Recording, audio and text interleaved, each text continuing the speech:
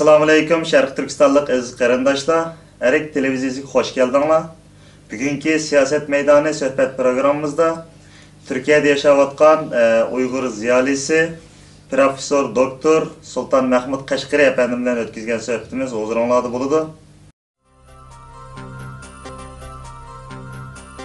Assalamu alaikum Sultan Mahmud Qashqari efendim. Ve aleykümselam. Sizden ikinci qitim TV ekranında yüz görüşüyordu. 2 yıl burun bir qitim söhbət qilgandik. Bugün yeni yüz görüş fürsəti oldum. Aldı bilan bugünkü söhbətimizni başlaşdan burun belki sizin bəzi bir qarindaşlar sizə bəzi məlumatlarını bilməsi mümkün. Özünüz haqqında qısqa bir toxtab etgan bolsanız, yəni qaçandan beri Türkiyədə yaşayapsınız, nima xizmətlərini qilyapsınız, bu haqda qısqa bir məlumat bergandan keyin söhbətimizni davam qilsak. Rahmet. Ben 1937 yılı Şərqi Türkistan'ın kadimki siyasi medeniyet merkezi Qashqarda dünyaya geldim. Qashqarda başlangıç mekteplerini okudum. Sonra 47. yılın 3. aylarında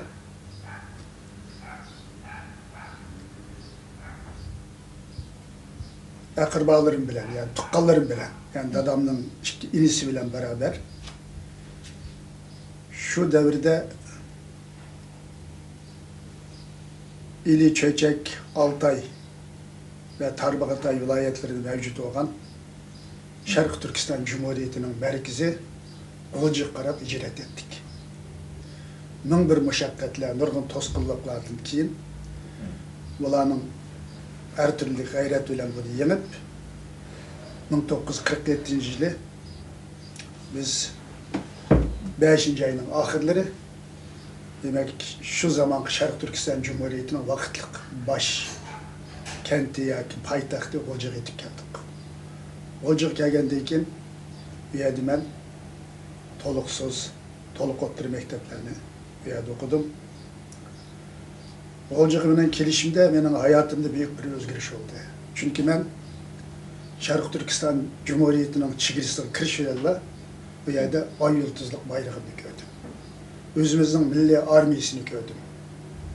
Ben de büyük bir hayacan, ben vaxtıda belki 10 yaş etrafındaydım. Büyük bir hayacan bozuldu. Demek bizim özümüzden bir armiyemiz, bizim özümüzden bir devletimiz, bizim özümüzden bir bayrağımız var iken de içimde şunda bir kuşallık hayacan oldu. Mektep hayatımda hem şu Şərq Türkistan Cumhuriyeti'nin tarihini mekteplerde ders kılıp okuduk. İslam tarihi, peygamberler tarihi, demek fen, bilim, coğrafya, her cihetten demek bir yerde bizde şu Şərq Türkistan Cumhuriyeti'nin marif programı boyunca dersler okuduk. Benim bu devirdeki benim hayatımda unutulmayacağım bir sayfa olup kaldı. Çünkü ben bunu birinci milli kimliğimde, özümden kimliğini öğrendim. Özümden tarih hakkında destekli malumat gibi oldu. Demek bizim halkımız mı, özümden hakimiyet turalaydıqallığı, kolunda koral elip, özümden devletini müdafiə kılalaydıqallığı hakkında bir düşünce payda oldu. Yani her 49. yılın ahirleri bu Şərq Türkistan Cumhuriyeti'nin rehberleri Pekin'e söhbət ideye yol bilen Sovetlerinin ayrıklarını bilip mandı. Ama o Pekin'e, Moskva'ya mangallık ki məlum oldu. Demek ola bıçak kazası uçurdu dediğinden bilen ola ameliyat yokutup taşlandı. Yani bu Stalin başçılığı şu vakit Sovet hakimiyeti bilen bu Mao Zedong başçılığı çünkü Komünistik Partisi'nin özara məxbi, gizli içki cihetteki uğurlaştırışı bilen ola demek yokutuldu. Neticede 50. yılın başları 49'un ahir 50. yılın başlarından başlap demek o Xitay Azatlık Armiyası ya armiye Şərq Türkistan kirdi, Şərq Türkistan'da asla işgal kıldı. O geliştiğini mi dedi demek biz sizlerle hürriyet, azatlık, bəxtiyar hayat keltiriş için geldik. Bu yerde Gomindağ'ın kaldıklarını tazılap sizlerle yerden bir için geldik. Tarihte sizinle Fensi hükümranları köp ezdi, köp zulüm saldı. Biz apotileş için şu tarihi karzımızın burcu karzımızı öteş için ki yerleşti. Ben de 1900 52 yılı imtihan verip şu vakitteki Ürümçideki asas Ali Mektep, bir Ali Mektep vardı. Şincan Darülfünun Üniversitesi. Ona okuş geldim. Onu 56. yılın Temmuz aylarında yani 7. ayda tamamladım. O üniversite okutku çok kaldı. Ben VİA'da 56. yıldan tatip 82. yıla kadar 26 yıl demek şu üniversitenin Uyghur Dili Edebiyatı bölümünde okutkuculuk kıldım. Bu jarayanda beşimizden nurgun ahvallar öttü, o memlekette boğan ahvallar nurgun işler. Ama benim dadam ben tuğulup 6 ay olganda anasını ecik elip çıkıp, ecik kıldırmen dep çıkıp, ülgürenmey uyucunuz şeye kalgın iken, 2. yıl ecik tüktümen dep. Keyin onqıcı Mahmut Moyitula keçip çıkıp, bu yerde bir qallık, qırğınçılık boğanlığını anlap, hem çigirler takalganlıktan ketemey kalgın iken. Bu dadamның ben hatta bu hayat mı, yok mu bunu bilmeydim. Son zamanlarda biraz haber aldım. Bob Mav'nın ölümünden sonra biraz siyaset küçükken jümşüm oldu. Bu devirden paylanıp dadımızla alaka bağladık. Dadamda bir körüş isteğimini bildirdim. Dadam da Türkiye'deki bizim tukkallar arkalık bana davet verdi. Ben şuna olan vakit 3 balamla hanımımla elip ben 1982 yılı 17. Ağustos günü Türkiye'ye gelip dadam bilen görüştüm. 44 yaşa yakın boğanda dadam bilen görüştüm ben. 6 ay qağı adam. 6 aylık büyük qağı adam. Demek 43-44 yaş gelgende dadam bilen bir yerde görüştüm. Sonra bize Erbistan'a verip hec kıldık. Tukkallı bilen görüştük bir yerdeki. Şunu olan ben hem de ballarımda bir okutuş arzuyum vardı. Türkiye'de yetiştiriş. Ballarımda mektep kuruluşturdum. Ve Türkiye'de İstanbul Üniversitesi'ne davet aldım. Bir yerde mehman okutku çok bir yerde teklif tapşırıp aldım. Yani o zaman da zaten burundan Türkiye'nin âli mektepleri de kadimki Türk dili vakti da kök Türkçe ile Uygur dili ders kılıp ötületti. Ve çağdaş hazırki zaman Uygur tilidimi ders kılıp ötüş programı var iken tam benim o kep kılışım ola anlap beni şu Uygur dili ve edebiyatıdır ve Özbek dili ve edebiyatıdır ders verişke teklif kıldı. İstanbul Üniversitesi'ne ben mehman okutkucu ya kabul kılındım. 83'ten başlayıp yani vazife başladım. Vazife başlar jarayanda yani oyladım ki ben endi bir doktor yapayım. O memlekette onun devrinde bana izin verilmedi. Doktor etti doktor. Ben doktoramla İstanbul Üniversitesi yaptım ya. Kadim Uygur dili boyunca doktoramla yaptım. Şunun olan nurgun çalışmalarım, üzerine ilmi emgeklerim, eserlerim arkalık 91. yılı ben 90. yılı doktor oldum. 91. yılı doçent ünvanını aldım. 1996 yılın Ağustos ayında profesör doktorluk ünvanını kazandım. Ve hayatımda demek 10 yıldan artık olarak İstanbul Üniversitesi'nin Türk Dili Edebiyatı bölümünde bir yerde vazife ödedim. Ustazlık yaptım. Okutkuculuk yaptım. Ondan için 1994 yılı Trakya Üniversitesi'nde bizden İstanbul'un bir dostumuz vardı. Üyege çıkıp edebiyat, pen edebiyat fakültesi, Türk Dili Edebiyatı'nın kurucusu oldu. O beni teşebbüs kıldı bir yerde beraber işlesek de. Şunun olan bu Edirne'ye joylashgan, yani bu Bulgariston ve Yunaniston bilan chegara shahar Edirne'ye joylashgan Trakya Üniversitesi'de şu 1994'ten 2004'nin 8. ayı kadar 10 yıldan çıkarak ben Trakya Üniversitesi'de bir yerde okutkuculuk kıldım. O yerde ben eski yani kadimki Türk Dili Edebiyat, Türk Dili Kabilerisi'nden başlık oldum. Kadimki Türk Edebiyatı Kabilerisi'nden başlık oldum. Ve Türk Dili Edebiyatı'nın ki bölüm başkanlığı vazifesini ötüdüm. Şimdi 2004 demek ki yaş yerinde de Türkiye 67 gibi çalışılan gap. Yani çalışımı talep kıldı ama ballarım İstanbul'da başka, ola İstanbul'da döndü da beraber olayın dedi. Ben bir yazılığa eserlerim vardı. Ona da biraz zaman ayırış maksatı bilen onlara rahmet edip İstanbul'a inip geldim. İstanbul'a geldiğim için Demek onun deyken bir yerde yani bazı üzerine ilmi çalışmalarım oldu. Bu çalışmalar bilen buldum. Kim bu bir sürgündeki Doğu Türkistan parlamentosu ve hükümeti Amerika'da kurulmuş 2004 yılı 14. sentyabrda ben bu işe bağlandım. Parlamentoniki reisliğe yani saylandım ve kayıt gelgendeyken bu faaliyetlerimde devam kıldım. Hem vakıttım mı faaliyetleri önce ketilip bu şarkı sahasına ona kıldım ve 2008'den 2010'a kadar 2 yıl Şarkı Türkistan Vakfı'nın reis vekili vazifesini yürüttüm. Hazır yana özen hem bu ictimai siyasi faaliyetlerim bile ilmi çalışmalarım. Yazılan eserlerim üstünde bu çalışmalarımda, bu faaliyetlerimde devam kılıyorum. Yani anda bu ben kısaca hayatım hakkında müşinçilik söyler besem. Rahmet, nayeti yaxshi bir tushunib oldik. Yani sizin hayatınız hakkında köp bilimga ega oldim. Hem hazır benim bilishimcha mishada yani Sharq Turkiston vaqtida yaqinda bir xizmat qilyapsiz. Hem bu sürgündeki Sharq Turkiston hükümetinin yani kurulgandan beri hazır çoğan barliq xizmatlariga aktiv bilan qatnashib kelyapsiz. Aldı bilan bu sürgündeki hükümet hakkında söhbət qilishdan burun Sharq Turkiston vaqfi hakkında biraz bir ma'lumot bersangiz. Bu vaqfi mesela herhalde bilişimizce yani İsa Yusuf Aliptekin efendim başçılıkta kurulgan iken hem de. Bu kaçan kurulgan hem hazırgıça mesela qaysi qildi kerak bir faaliyetler asosli o'rinda keladi da hem bu siz bu yaqin mesela 2 yil ishlab keyin bir chiqib ketgan bir mesela vaqtdan sirtida xizmat qilyapsiz. Hem sabab nima sabablar bilan bunday bo'lyapti? Ben endi avval kısa demem kaptı. Ben hazırgıçılık 16 parça kitap yazdım. Türkiye'de mi hem Türk tilinde hem Uygur tilinde yazılan kitaplarım var. Memlekette elan kalan kitaplarım var. Demek hazır yani 3 kitabımın üstüne işledim ben.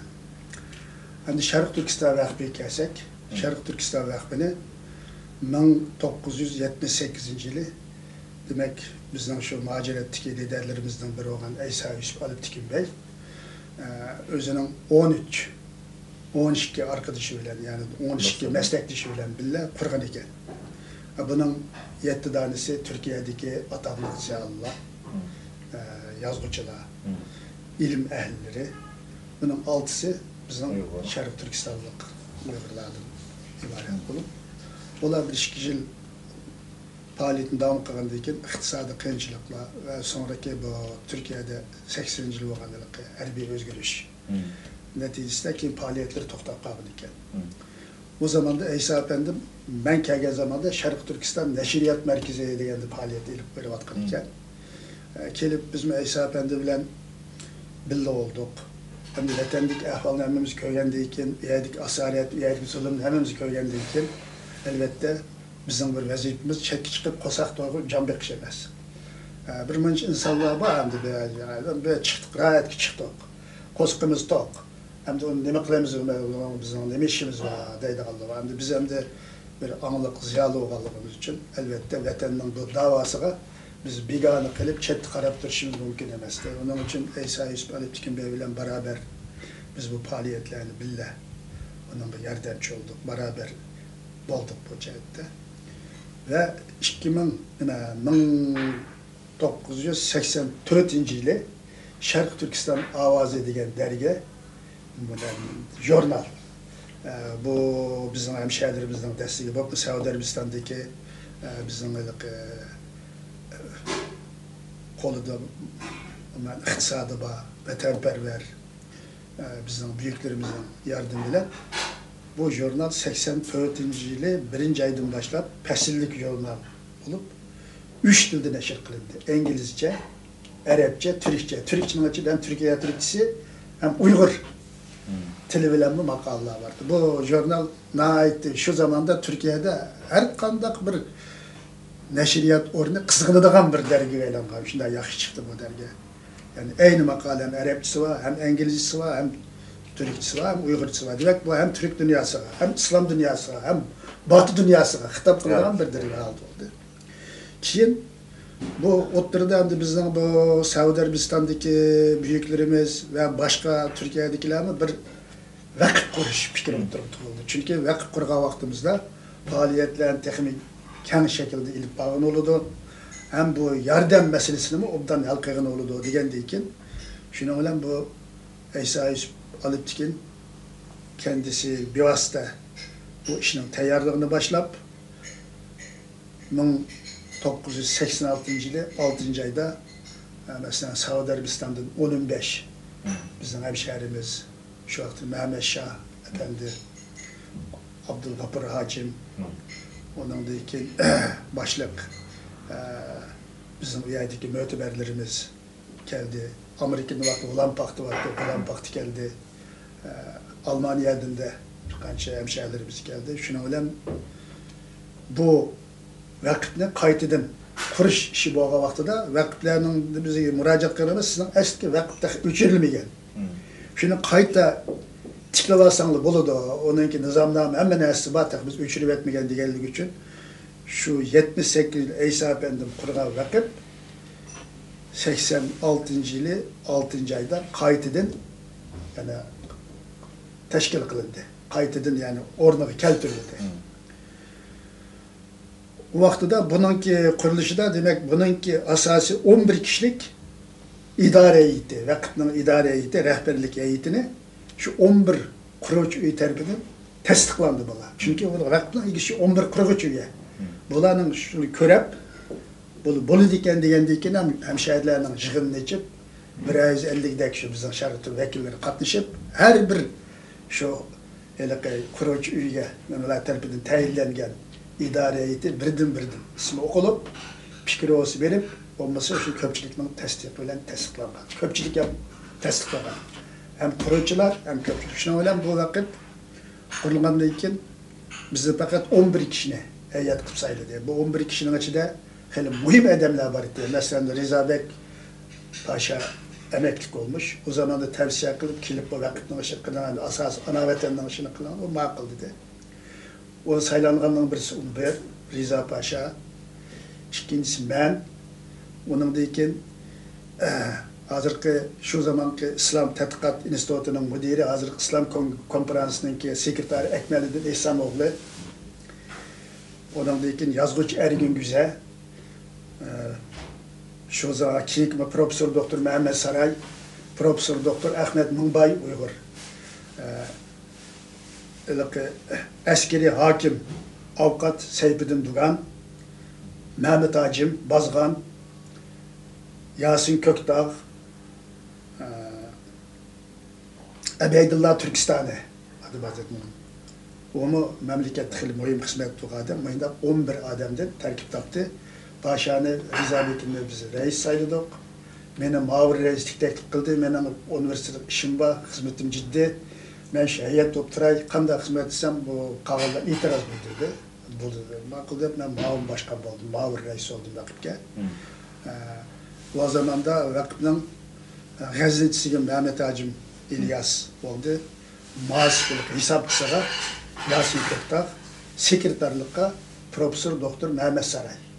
Şunu qilib biz 11 kişilik heyet olduk. Hem de ne bo'lgandan keyin bir jurnal, yayınçılık bu devam qilindi. Hem Sharq Turkistonda to'ntirgan bazı kitaplar, broşürler nashr qilindi. İkincisi bu eğitim, yani ta'lim terbiye. Bo'libmi yani Sharq Turkistonda dunyoning nereden bo'lsin, bizi bir Sharq Turkistonlik bo'lgan yoki Uyg'ur bo'lgan yoshlar kelsa, ularga yordam berib, Turkiyaning universitetlarga yerlashtirishga bir programma yerleştirip yerden berishni bizning vazifa qilib oldik. Demek 87'den başlap birden, ikiden o'quvchi Türkiye kelishga başladı. Bunun da Türkiye Cumhuriyeti'nin ve Ali Ma'rif Komiteti'nin katkısına çok oldu. Demek bu Sharq Turkistonlik açıdan bu ilahı adamlar yetişsin, bilgilik adamlar yetişsin degan maqsad bilan bizga elbette destek, yardım ko'rsatdi bular. Şunun bilan üçüncü bir mühim iş mi şu ne mi oldu hem de bu? Okuvchi yetiştiriş, ma'rif hizmeti oldu. Onun da dördüncü bir hizmet demek ki özara yardımlaşış. özara dayanışma, bazı qiyinchiliklarga yordam qilish ishlari hamda bizningki mamlakatning siyosiy taqdiri masalasiga munosabatlik, masalan, cumhuriyetlarni xotirlash yig'inlari o'tkazish, mamlakatda bo'lgan voqealarga nisbatan jiddiy yig'inlar ichish. Ondan keyin birinchi qitim tarixda 92-yil Sharq Turkiston qurultayini, Doğu Turkiston, Sharq Turkiston vaqti shu riyosatchilik qilib biz birinchi qitim Sharq Turkiston qurultayini İstanbulda tartib. Xalqaro bir qurultaydi. Dağdığını oldu bu. Ondan keyin Sharq Turkiston Milliy Merkezi ham shu Sharq Turkiston vaqtining riyosatchiligida qurildi. Yani Sharq Turkiston davasını hem Türkiye hem xalqaro platformga taşımak için, ularga götürmek için elbette vakıf ve Doğu Türkiston Köçmenler Cemiyeti qatorliq teşkilatlar birlikte nurg'un faaliyetlerini ilip bardı. Endi bu yerda bu vakıf elbette mırmanç hizmetlerini kıldı. Lekin to'liq mu, yeterlik mu deganda to'liq emas. Xalqimizning ehtiyojini to'liq qamdog'idek darajada biz saqlayolmaymiz. 1989'da hazırki bu Damat İbrahim Paşa'daki medresine ben başlıklı 3 kişi Ankara'ya verip devletke müracaat kılıp bunu biz onu tasdik ediyorduk. Hazır vaktimiz şu Damat İbrahim Paşa medresine bizge tasdik şu anda oturavutimiz, şu anda faaliyet ilip veriyordu. Endi vakitnin hizmetini elbette netice bağ şimdiye kadar mesela hazır kadar bir 600-700 okuğucu gelip okudu ama bunun bir başarı bilen neticelik okup çıkanları belki bir 200-250 etrafında. Kalganları 20 yolda okuyamadı. Bazıları cevap nimeli bilen gelip diplomlu bilen okuştun 20 yolda demek toxtutup koydu. Bazıları bazı kıyınçılıklar yüzünden Avrupa'daki devletlerine çıkıp gitti. İktisadi kılıcı. Başına bilen herhalde 5-600'den fazla okuğucu gelip demek kıldı. Hazır mı? Demek Türkiye'de 17 üniversitede okuvatkan bizim Şarkı Türkistanlık yani Uygurlar asaslık olmak asas kısmını teşkil kıldı. Okuğucularımız okuvatıdı.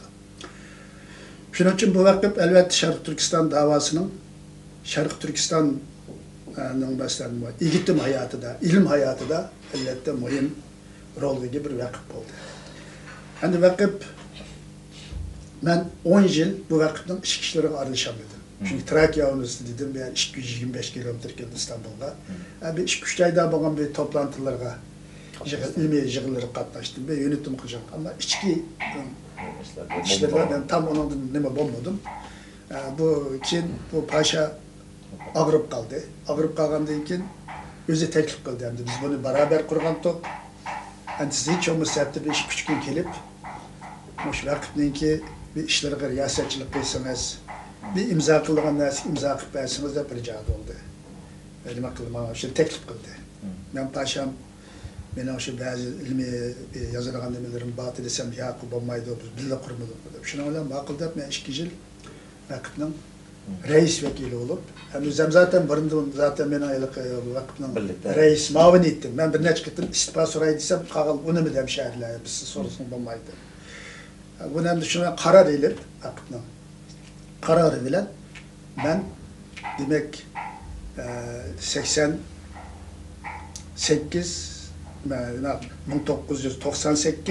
1999 yılı 2 yıl ben reis vekili olup vakitinin işlerine her türlü 3 gün üyeli vardım. Ben hazırgıça ben şu 86. yıldan hazırgıça hesaplananda 20 yıl oldu. Bir 10 yıl Trakya Üniversitesi oldum, bazı yığınlara olsun geldim, ilmi konferanslara geldim. Muş jarayanda ben vakittin 1 lira yoki 1 dollar maaş almay, halis vatan millet demişler. Yenimdim pulni o'zim chiqardim. Bütün de ben maaş almay, hech qanday maaş talab qilmay ishlab keldim. Endi paşa vafot oldu. Vafotini endi biz endi qanday olmasin, elbette bir xizmeti var. Onun için bir nemesini uzattık ve bir hatırlaş yığınını ötkazdık paşaga. Ama ben 2 yıldan bir baktım ki vakitnin yani umumen iç hizmet cihette vakitnin asası nizamlarımızga uygun olmagan bir maç işlerini gördüm. Bir maç işlerini. Birincisi mesela vakitte burunda şuna köystilgen. Bir vakitnin heyeti 3 tane kişinin ismini yazıp demek konvert qilib, qapitib, vaqt berdi, vaqt buni balasanda saqlaydi. Agar shu odam xizmatdan ayrilish to'g'ri keldi, xatolashib ayrildi veya o'lib ketdi, yo bir kasal bo'lib qolgan taqdirda, endi bu odamni qanday qilamiz deb oshnaylikqa qo'ygan, ya'ni konvert ichidagi nimasini ichib, bir 3 odamni ko'rsatib, qog'onlar o'tirib, shuning birini ashlandan vaqtning hayitiga o'rniq to'liqlash degan narsa. Lekin buningga hech bir zaman riayat qilinmadi. Endi Reza Pasha, endi general o'zi nima qilgandan keyin boshqa buningga bir gapni qilmadi. Shu bo'yicha dedi. Ikkinchisi, vaqtda bu bir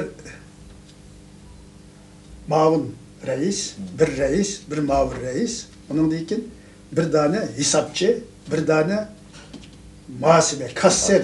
Yani birisi ne bileyimiz bizi kasır veren, yani birine buğaltır, kasır, buğaltır ikisi mi ne bilmem bolu bana. Mesela bir yerde gazniçideydi, biri gazniçi, birisi muhasip olmak lazım.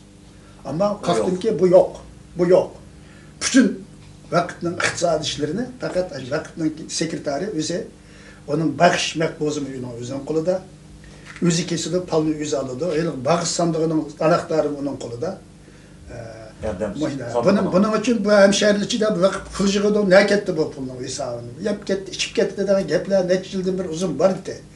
Ben dedim ki bu nemişim bu? Nemiş ki vakitte muhasibi yok? Nemişim bu gazniçi yok? Bu bombaydı bu. Kim bir işinlik iş açıdı. Bunu kat diye bir yere vakit muhasibi koyuş gerek. Ona değil ki gazniçi koyuş gerek. Gerek bu iktisadının olsa elbette şu gazniçi müracaat kılıdı vakitden ki müdiri. Bizge manda pul lazım diye. Gazniçinin ki müracaatı asasen vakit müdiri o başkan ekliyordu. Başkan tasdiqlab berdi pul, maçlık pul ayrılsın deb. Şuna deyken onu gazniç pulunu arıp berdi. Onun hesap kitabını hesapçı aladı. Ciddi neye işletildi? Manda bu iş gerek. Bu qanday iş bu? Sen manda hep onu qildi. Bir o'zgartish kerak. Endi hozir Sharq Turkiston rahbarida kasser, buğaltır yok mu yani? Yok demiş yakıngacha, yoktu. Ben bununla itiraz kıldım. Bombaydı bunu, koyuş lazım. Endi haklı nurgun narsani anladım. Biraz parxorluq var. Bazı ispes işler var. Bazı mendada hemmesi talatüz cık yaptığını anlar. Endi bu vakitden şan şerif için paylık narsa emas. Ben bunu hem de özgertiş hem de nemesik iradı bağlagan edim. Bunu özgertecektim. Bir ketim bir jığın açtık içip şu muhasibini gazinçini koyaylı. Endi vakitning agar biz mana nimasini asosan zamlamasini o'zgartish olsa o'zgartayli. O'zgartib balkim buningda bir 4 yilda 5 yilda bir genel qurulga ketib hisob berib yangi qonun bilan to'liqlaydigan bir yo'lga ketayli agar vaqtning yangi qonuni bo'yicha o'zgart. Shu gapni nima qilyapsak shuna bilan voy buni deb 2 dona muhasib, bir dona vazichni tayinlash nimasi asosan voy bir saylam qilib pasha o'lib ketdi deb mening xabarim yo'q. Şuna oturupla, gizli avaz kılımız depla, avaz kılıp, şuna bilen mahbi neme kılıp, benim avazımda bir küçük avaz benim kam çıktı. Şuna bilen bir yerde Hamit Köktürk, vakitinin hem de benim avazım çıktı dep, özüne radyologuma elan kıldırıp, vakitinin başkanı olduğumuzun bu dep enda kıptı.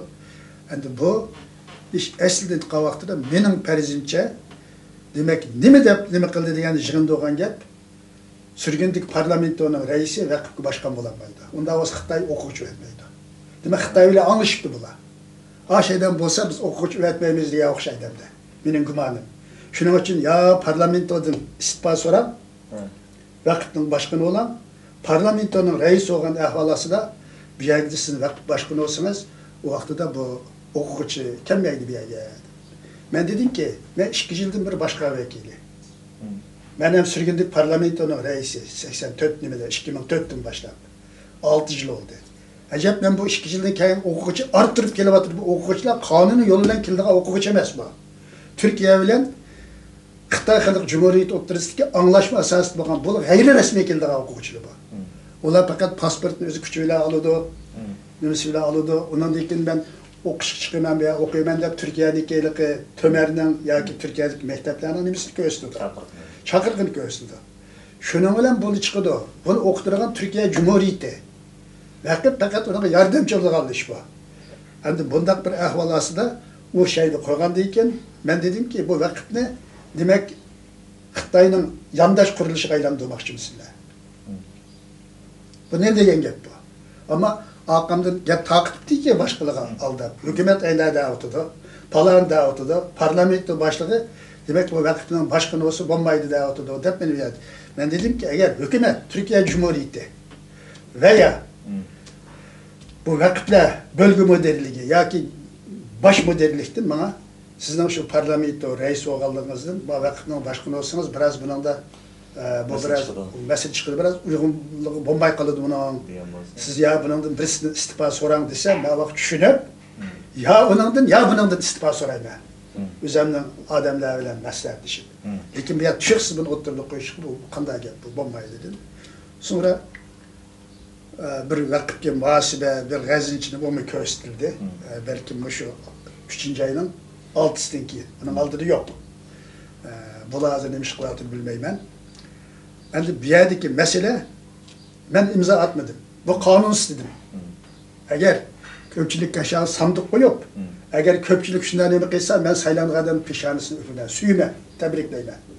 Bu alt eden bunu bu yerde bu bombaydı bu. Dep şunun şundan yazdım.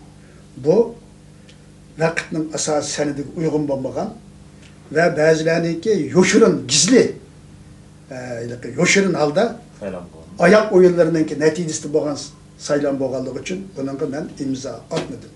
Dep imzamı atmadım. İtiraz bu dedim. Ben bunu tanımayla bunu. Tanımayla dedim. Sonra bunu radyoga alan kızıttı. Bu menimce bu bazı kişilerin mensepperestlik aldırıp gidip özünün rejimi çıkışısı bilen bazı Xitayning mı kolu bağır dep bunu oylayman. Çünkü elbette ben Xitayga nispeten biraz bu davada neçildim beri ben şu vatandan kelgendim beri 28 yıldan beri ben bu davanın altın kısıpıda. Xitayning hedefinin birisi bendim. Demek bu Reza Paşa bunu bu devletten nemiz işligeydi, bunu bilmez zemini vakitinin başka vekili kılıp bu karar ağzımda bu yerde oturup bir oyun bağımdı. Ben endi onun da benim hiçbir nimem yok. Yani ben eserlerimden benim bir kayıp olan bir şeyim yok. Lakin eşede adalet işlerinin bu işi, doğru işlerinin bu işi, muş işlere tahammülüm yok. Çünkü bu inda olsa bizim millet kızıyor. Yaş evlatlarımız kıyan burada bu. Çünkü bazı insanlar var, vakitninki nemisi ki layık olmayan insanlar vakit kırbağa. Bunun bazı yerlerden çok gümallığa var. Şunun için bunun hem de bir komplo uyuşturuldu. Ben bunu tanımadım. Bu hemşehrilerçide hem o vakitler bölge müdürlüğüne yukarıdan durgun her şikayetle boğun iken hazır bu vakitinin hazır iktisadi cihetlik yolsuzluk meseleleri, bir meseleler hakkında hazır müfettiş gönderip inceleyen bütün evraklarını aldığın durumda. Ha vakitninki burun kurgan 13 kişininki hazır 5 hayat ve karar verildiğin ahir şulu iken karar verildiğin. Onun onayını almayı hem milletninki vekillerinin onayını almayı durup bir şeyden alt avaz verildiler. Ben vakitnin bizim bulduğum diş bu uygun emes geldiği hazır aşkarlığa altıda. Lakin hazır ne mutlu olsun. Menin kaybolduğuna işim yok. Eserlerimde zaten yazamay vakit acıtama atittim. Ben endi bu meseleyi tekit yapmayayım. Bunu hemşehriler şu internetten çıkmışımla çıkıp demiş. Yani ben adillik mi hüküm buluşunu, doğruluk mu hüküm buluşunu isteyeyim. Yani kim onu rüşvetini çıkarak verse, parkurluk ondan hediyeni çıkarsa, onu kollap, kalan iktisadi kıyın okuğuçunu yüzü çörüp onunla da ne kıldıgan iş bulup kalsa, bu yaxşı olmaydı. Millet kızıyan doluda. Onun için bu mesele hakkında ben şunçilik toxtalay. Onun kandı bazılar, bazı çeviriler her xil yolu bilen bu hükümet karşı oğallımı bunun destek ederdi Ahmet Köktürk'e. Onun bilime. Çünkü bazıları telefon kıttı bazılar. Siz vakitine bir şey siz geçen. De vay ben savaşsız olsam, savaşsız olsanız din bunu da siz geçen. De oğlum bana dep verdi. Bir ne çıkettim? Muşu muhasip ve gazil saylaştı var. Mek bir netice jığını çıktı. Zaten hazır bu 10 kişi vardı vakitten keyittim. Ben paşa ülke 10 kişi kalkan. 9 kişi vardı desek mi oldu da. Demek jığıldı çıktı. Bunu Ahmet Khan özüme kıra kıldı. Bu jığıldı ne çıktı? Ben ama onun ben katlaşmadım o jığınga. Sen katlaşmağa adam bana neymiş haber vermeyse. Mesela bu takdir milletinin. Millet Şarkı Türkistanlık nemen uygun kelse ben ona bir diyeceğim yok. Ben rahat yani eserlerim devam kılıyorum.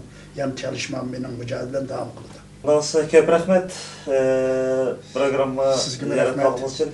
Sizden alaydı kelip bir yerde müminlerin Rahmet. birisi konuşup fırsatı verip bazı nesler hakkında görüşlerimni, fikirlerimni ağırlamak için sizge rahmet eytim ben. Rahmet sürgünlük hükümet hakkında sizin bu adırki ilmi hizmetleriniz hakkında gelir kılımlık programımızda inşallah yaş bir sohbet kılamız. Vaqt münasebetiyle bugünkü programımızı şeyde yaklaşsak. Rahmet. Hayırlı selamet Rahmet. olun. Selamet olun.